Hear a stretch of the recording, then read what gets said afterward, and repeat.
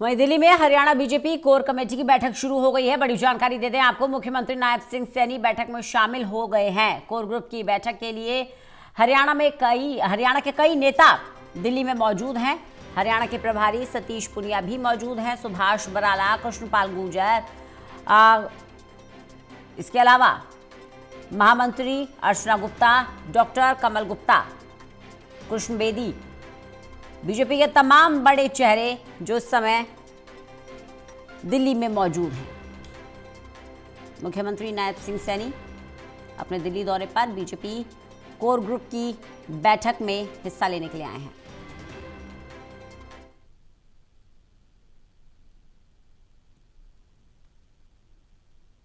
दिल्ली में Haryana BJP core committee की बैठक, मुख्यमंत्री नायब सिंह सैनी बैठक में शामिल हैं।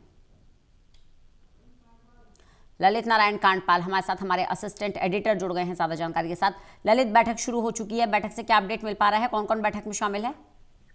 देखिए, बैठक शुरू हो चुकी है और बैठक में मुख्यमंत्री नायब सिंह सैनी, केंद्रीय मंत्री मनोहर लाल खट्टर, इसके अलावा प्रदेश अध्यक्ष मोहन लाल बडौली और फणींद्र नाथ शर्मा जो कि संगठन मंत्री हैं, सुनीता दुग्गल, कृष्णपाल गुर्जर, कई सारे जो नेता हैं जो इस वक्त कोर ग्रुप में जुड़े हुए हैं, वो लोग यहाँ पर पहुंच चुके हैं और इन सभी की बैठक शुरू हो चुकी है।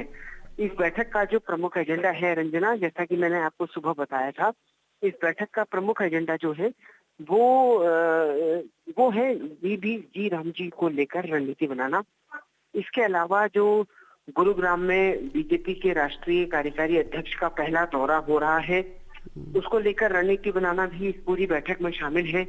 और दूसरी एक सबसे महत्वपूर्ण बात और भी है कि निकाय चुनाव होने वाले हैं, उस निकाय चुनाव को लेकर भी जो है इस पूरी बैठक में चर्चा की जाएगी और विचार विमर्श किया जाएगा।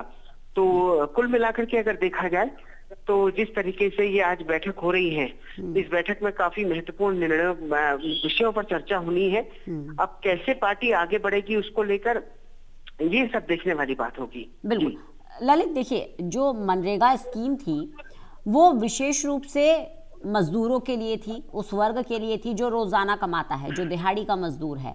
अब जब मनरेगा को लेकर कांग्रेस मनरेगा बचाओ संग्राम कर रही है, वीबी जी राम जी कानून बन गया है, तो कहीं ना कहीं कांग्रेस को एक मुद्दा मिल गया है और निकाय चुनाव में शायद बीजेपी किसी तरीके का कोई खामियाजा उठाना नहीं चाहती, इसलिए रणनीति तैयार करने में लगी हुई है।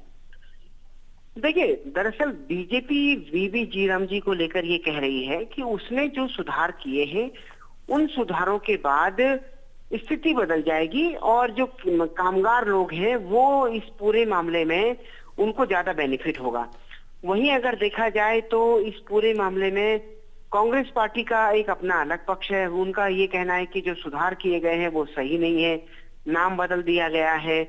और इसके लेकिन भारतीय जनता पार्टी इसमें जो बेनिफिट्स किए गए हैं, 125 दिन का रोजगार देने की गारंटी दी गई है। अगर पेमेंट लेट होता है तो उस पेमेंट के लेट होने में फिर ब्याज भी देना पड़ेगा, ये भी कहा गया है। तो कई सारी जो चीजें हैं, भारतीय जनता पार्टी इसके बेनिफिट लेकर जनता के बीच में जाने की तैयारी कर रही है। वहीं अगर कांग्रेस पार्टी को देखा जाए तो वो इसके लूज पॉइंट बता रही है। दरअसल ये जनता के बीच में कनेक्ट होने के दोनों पार्टियों के लिए एक अच्छा अवसर भी है, लेकिन अब देखना ये होगा कि कौन बेहतर तरीके से कनेक्ट हो पाता है। भारतीय जनता पार्टी में आज इसी बात को लेकर बैठक चल रही है। जी चलिए, बहुत बहुत शुक्रिया ललित इस जानकारी के लिए।